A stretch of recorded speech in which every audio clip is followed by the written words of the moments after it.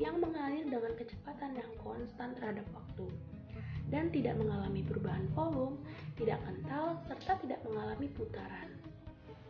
Terdapat dua hukum dasar yang berlaku dalam fluida dinamik. 1. Hukum kontinuitas. Dalam hukum ini menjelaskan bahwa pada fluida yang tidak termampatkan, hasil kali antara kelajuan aliran fluida dalam suatu wadah dengan luas penampang wadah selalu konstan. 2. Hukum Bernoulli. Hukum Bernoulli menyatakan bahwa kenaikan kecepatan aliran fluida akan menyebabkan penurunan tekanan fluida secara bersamaan atau penurunan energi potensial fluida tersebut. Intinya adalah tekanan akan menurun jika kecepatan aliran fluida meningkat. Rumus berdasarkan hukum kontinuitas dapat ditulis sebagai berikut.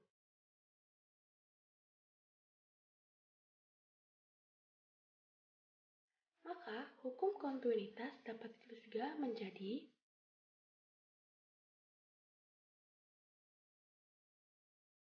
di mana Q adalah debit aliran fluida, V adalah volume fluida, T adalah waktu, A adalah luas penampang aliran, dan V kecil adalah kecepatan fluida.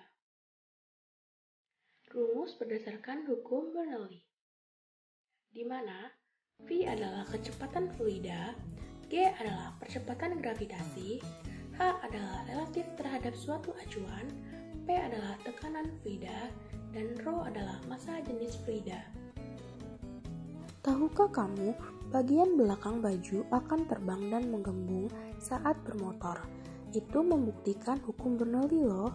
Ketika kita mengendarai sepeda motor dalam keadaan mengebut, maka kecepatan udara di bagian depan dan samping tubuh kita besar. Sebaliknya, kecepatan udara di bagian belakang tubuh kita lebih kecil. Alhasil, tekanan udara di belakang tubuh kita menjadi lebih besar daripada di depan.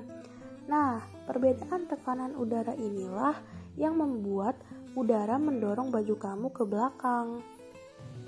Jenis aliran fluida terbagi menjadi dua jenis. 1. Aliran laminer, yaitu aliran di mana paket fluida meluncur bersama dengan paket fluida di sebelahnya. Tiap jalur paket fluida tidak berseberangan dengan jalur lainnya. Aliran laminer ialah aliran ideal yang terjadi pada aliran fluida pada kecepatan rendah. 2. Aliran turbulen adalah aliran di mana paket fluida tidak meluncur bersama dengan paket fluida di sebelahnya. Tiap jalur paket fluida biasanya berseberangan dengan jalur lainnya. Aliran turbulen ditandai dengan pusaran-pusaran air, vortex dan turbulen, dan terjadi andai kecepatan alirannya tinggi. Contoh soal 1. Pernyataan di bawah ini yang berkaitan dengan gaya angkat pada pesawat terbang yang benar adalah, jawabannya adalah C. Kecepatan aliran udara di atas sayap lebih besar daripada kecepatan aliran udara di bawah sayap. Pembahasannya, pesawat bisa terangkat karena tekanan di bawah sayap lebih besar dan kecepatan di atas sayap lebih besar. Contoh soal 2. Perhatikan gambar berikut. Suatu zat cair dialiri melalui pipa. Jika luas penampang A1 sama dengan 8 cm kuadrat, A2 2 cm kuadrat, dan laju zat cair V2 sama dengan 2 meter per sekon, maka besar V1 adalah, jawabannya adalah E. Pembahasan, Q1 sama dengan Q2. Maka A1 dikali V1 sama dengan A2 dikali V2. 8 dikali V1 sama dengan 2 dikali 2. V1 sama dengan 4 dibagi 8. Maka hasil akhirnya adalah 0,5 meter per sekon. Nah, untuk lebih memahami materi fluida dinamik, kalian bisa mengerjakan soal berikut. Selamat mengerjakan!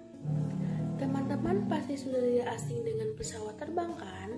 Contoh lain penerapan fluida dinamik yaitu adalah gaya angkat pada pesawat terbang. Gaya angkat pada pesawat terbang dirumuskan oleh hukum Bernoulli. Mesin pada pesawat terbang memberi gaya dorong agar pesawat dapat bergerak maju. Sementara itu, sayap pada pesawat terbang memberi gaya angkat yang dibutuhkan pesawat agar dapat terbang. Pada bagian atas sayap pesawat terbang dibuat lebih melengkung daripada bagian bawah sayap pesawat. Fluida yang mengalir di permukaan sebuah benda lengkung akan cenderung untuk mengikuti bentuk lengkungan benda sebelum kemudian melanjutkan perjalanan, meskipun pada akhirnya akan menyimpangkan arah laju fluida. Hal ini menyebabkan pada saat pesawat digerakkan ke arah depan, laju aliran udara di bagian atas sayap pesawat akan lebih cepat daripada laju aliran udara di bagian bawah pesawat. Maka, tekanan udara di bagian atas menjadi lebih kecil daripada tekanan udara di bagian bawah sayap.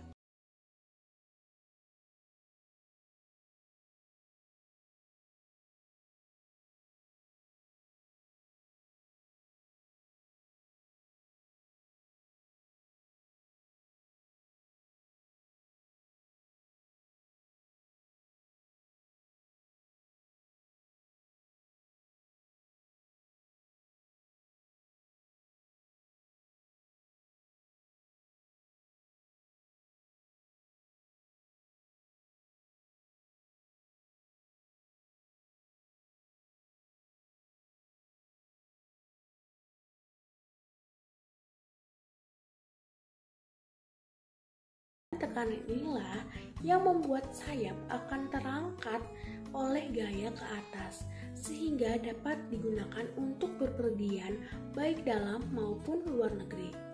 Ternyata fisika itu sangat dekat dengan kehidupan kita ya teman-teman. Nah teman-teman, sebelum kita mengakhiri pembelajaran pada hari ini, ada baiknya kita berdiskusi terlebih dahulu. Silakan pause video ini untuk berdiskusi.